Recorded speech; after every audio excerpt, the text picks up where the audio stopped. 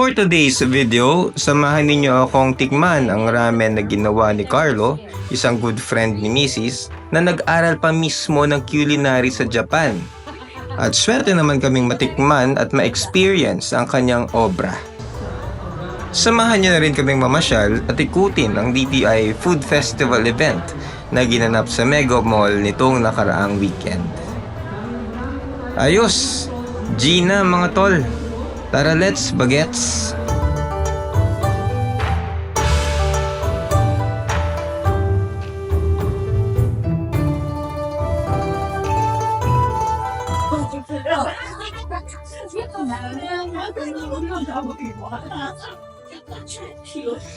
So, Tuxedo Cat. Hindi ko lang yung name, hindi ko natanong. And excited ako excited ako matikman yung food niya for this special occasion. Nag-chokiji nga ako eh. Kasi gumagawa si Carlo ngayon ng ramen. Nag-aral siya ng culinary sa Japan for a while. And ngayon, he's planning to put up his own restaurant, which is okay. Ganun din yung gusto ko mangyari in the future. Pero kailangan ko mag-aral sa Japan and you need money and time to invest in that skill. I'm happy for Carlo kasi matagal na niyang pinapangarap to. Abangan natin yung food.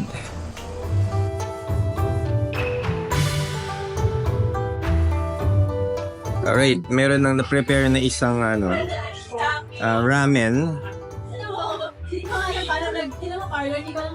So ako yung unang titikim ng ramen. Kasi kailangan siyang kainin agad or else mag-iba yung lasa niya. So parang taste test ito, mukbang in a way. Gawin natin. Kung wala ko ng stand, kain tayo. At lang ng argot. Parang Japanese food tasting right now. Kailangan natin ng scoop for the soup, pati yung yung galing. Sige, pakita ko lang sa inyo yung ginawa ni Carlo na ramen. Meron pang dilis, char siu. Tapos may mushroom. Isang mushroom. Tapos meron din seaweed. So sumulan natin. Yung mga sila andun. Pero ako, ngayon naman, ako yung mag taste test. Yun. Ayos. I think this is soy based, if I'm not mistaken. So try natin. Tikman natin. Check natin yung I'll try the soup mo.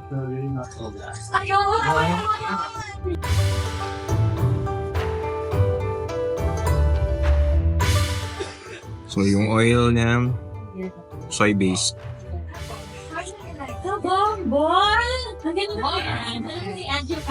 Japan. Linis.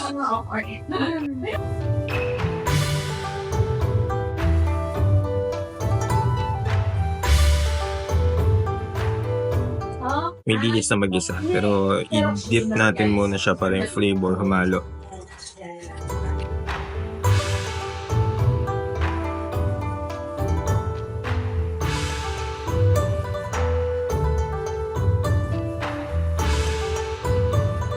Yung shasu, tinort siya kanina. Para lang maging siya flavor. After a while, Masarap. Malasahan ko yung flavor, especially yung fish, yung mix ng oil niya.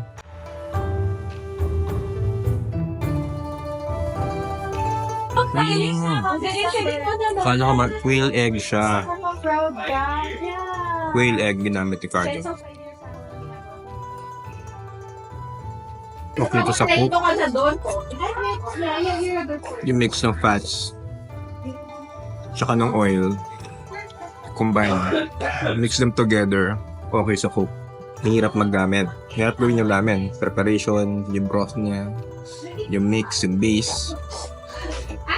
So ang tinry ko lang gawin na Japanese food ay udon.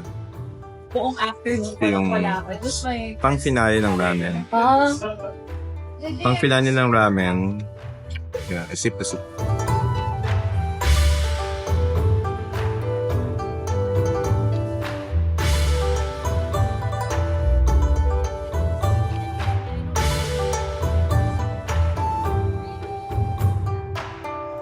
Uric acid lang ako eh. Sorry, tito talaga. Tito da. So it's Yeah. Game over. Lubos. Yan. I consumed yung ramen within 10 minutes.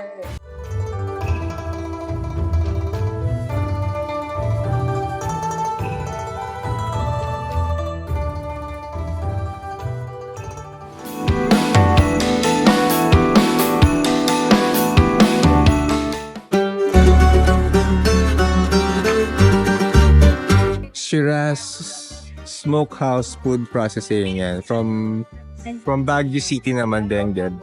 So bibili kami ng parang itag smoke ham, gagawing carbonara. Sagada ko.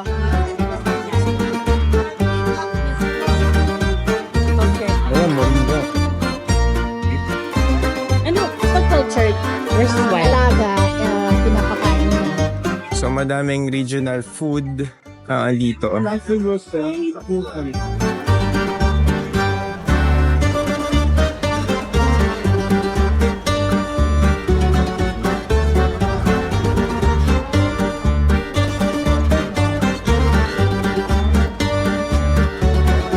mo? Yeah, chocolate. Anong gusto mo? Dark? Dark, chocolate dark. Isa pong dark. So, bibili rin kami ng chocolate, dark chocolate dito.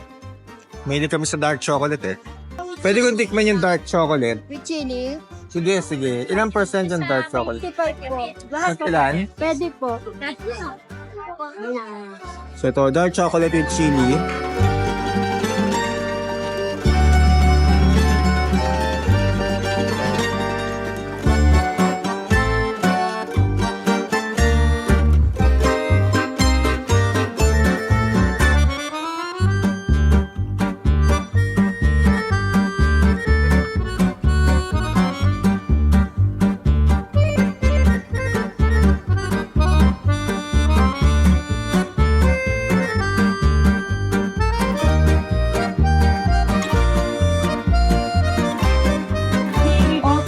Matcha.